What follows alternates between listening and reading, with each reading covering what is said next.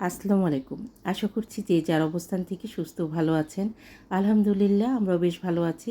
এখানে পাটায় হাফ চা চামচ এরকম রাঁধুনি, হাফ চা চামচ কালো সরিষা, ১ চা চামচ সাদা সরিষা, হাফ চা চামচের মতো জিরা পানি দিয়ে খুব মিহি করে বেটে নেব। ব্লেন্ডারে খুব একটা মিহি করে বেটে নেওয়া যায় না।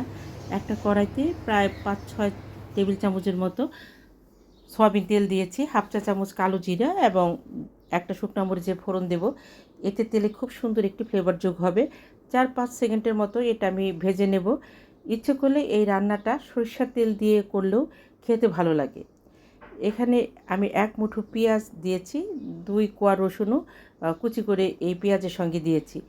পেঁয়াজটাকে একটু লাল লাল করে ভেজে আমি ব্লেন্ডারে পেঁয়াজ ব্লেন্ড করে রেখেছিলাম, সেখান থেকে উঁচু উঁচু ২ চা চামচের মতো আমি এখানে পেঁয়াজ ব্যবহার করব এবং ব্লেন্ডারটা ধুয়ে পানি দিয়ে এই পেঁয়াজটাকে খুব ভালোভাবে কষিয়ে নেব, যাতে পেঁয়াজ থেকে কাঁচা গন্ধটা অনেকাংশেই চলে যায়। গ্যাসের ফ্লেমটাকে লো টু মিডিয়ামে রাখবো। পেঁয়াজটাকে খুব ভালোভাবে কষিয়ে নিয়ে ১ চা চামচের মতো এখানে আমি আদা রসুনের পেস্ট ব্যবহার করব। ইচ্ছে করলে আদাটা আপনারা স্কিপ করতে পারেন। অনেকেই আছেন সব তরকারিতে আদা খান না। আমি আবার সব তরকারিতে শাক বাদ দিয়ে একটু আদা খেতে পছন্দ করি, আমাদের কাছে ভালো লাগে। তাছাড়া আদা কিন্তু হজমের অনেক সহায়ক। মশলাটাকে খুব ভালোভাবে কষিয়ে নেব। আমন্ত্রণ জানাচ্ছি দিলরুবার হেসেলে, অনুরোধ করব লাইক দিয়ে আজকে রেসিপিটি কন্টিনিউ করবেন। আশা করছি রেসিপিটা আপনাদের কাছে অনেক ভালো লাগবে। এখানে হাফ চা চামচের মতো হলুদের গুঁড়া, ১ চা চামচেরও কম আমি শুকনো মরিচের গুঁড়া ব্যবহার করেছি। এখানে ধনিয়ার গুঁড়া ব্যবহার করব না, জিরা বাটা ব্যবহার করেছি। আজকের রান্নাটা আমি একটু মশলাযুক্ত করব। এই রান্নাটা কম মশলায় খেতে যেমন ভালো লাগে, একটু মশলা বেশি দিয়ে রান্না করলেও খেতে ভালো লাগে।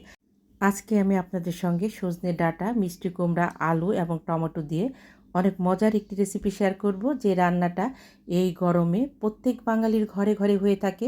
কম বেশি প্রত্যেকেই এই রান্নাটা খেতে ভীষণ পছন্দ করেন। মশলা থেকে যখন একদম কাঁচা গন্ধ চলে যাবে তখন আলুগুলো দিয়ে ৩ মিনিটের মতো নেড়েচেড়ে উষ্ণ গরম পানি দিয়ে ৫ মিনিটের মতো রান্না করে বেটে রাখা সরিষা এবং জিরাটা দিয়ে দিব। সরিষা বাটা দিয়ে অনেকক্ষণ জ্বালালে কিন্তু তেতো হয়। এখানে যেহেতু জিরা বাটা আছে, যার জন্য আমি একটু আগে দিয়েছি। যদি আমি সরিষার সঙ্গে জিরাটা না মিশিয়ে নিতাম, তাহলে সরিষাটা আমি নামিয়ে নেওয়ার ৫ মিনিট আগে দিতাম। পরিমাণ মতো লবণ দিব। আমার যে সকল বন্ধুরা দিলরুবার হেসেলকে সাবস্ক্রাইব করে পাশে আছেন, তাদেরকে অসংখ্য ধন্যবাদ। আর যে সকল বন্ধুরা আমার রেসিপিগুলো দেখছেন এখনও সাবস্ক্রাইব করেননি, প্লিজ দেখতে দেখতে সাবস্ক্রাইব করে দিবেন। সেই সাথে আপনাদের মূল্যবান লাইকটা দিতে ভুলবেন না। প্লিজ লাইকটা দিয়ে রেসিপিটি কন্টিনিউ করবেন। আলুগুলো মোটামুটি 40% সেদ্ধ হয়ে গেছে। আমার সাজনাগুলো একদম ফ্রেশ, দেখেন সবুজ। এটা সেদ্ধ হতে সময় লাগবে না। আর সাজনা যদি বেশি সেদ্ধ হয়ে যায় তখন কিন্তু খেতে ভালো লাগবে না। সাজনাগুলো দিয়ে নেড়েচেড়ে প্রায় ৩-৪ মিনিটের মতো এটাকে ঢেকে আমি কষিয়ে নেব। আলু, মিষ্টি কুমড়ো এবং সাজনা এগুলি কিন্তু তেল টেনে নেয়। কাজেই এই তরকারিটাতে তেলের পরিমাণ একটু বাড়িয়ে দিতে হয়।